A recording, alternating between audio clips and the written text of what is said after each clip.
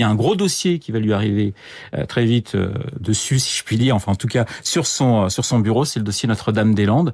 Votre position sur Notre-Dame-des-Landes, je rappelle qu'il y a eu un vote, que les gens sont pour l'aéroport. Aujourd'hui, on a 3 experts qui doivent se prononcer. Qu'est-ce que vous en pensez, vous, Aurore Berger ?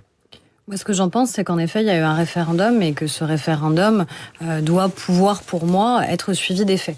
On a une situation de non-droit qui s'est installée progressivement. Ce qui n'est pas la position du ministre de la Transition écologique.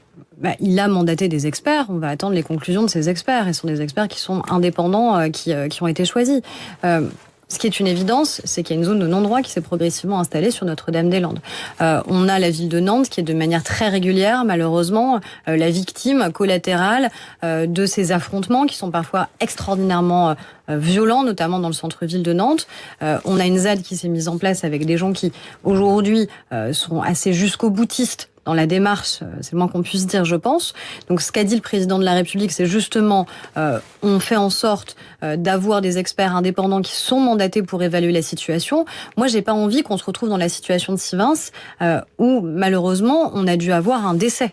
C'est pas ça l'objectif. L'objectif de l'évacuation de la ZAD, c'est pas qu'on arrive à une situation d'affrontement telle qu'il puisse y avoir ce type, malheureusement, d'incidents extrêmement graves. Donc, il faut faire en sorte que les choses puissent s'apaiser et que la voix de la démocratie, qui s'est exprimée au travers d'un référendum, puisse être respectée. Autre question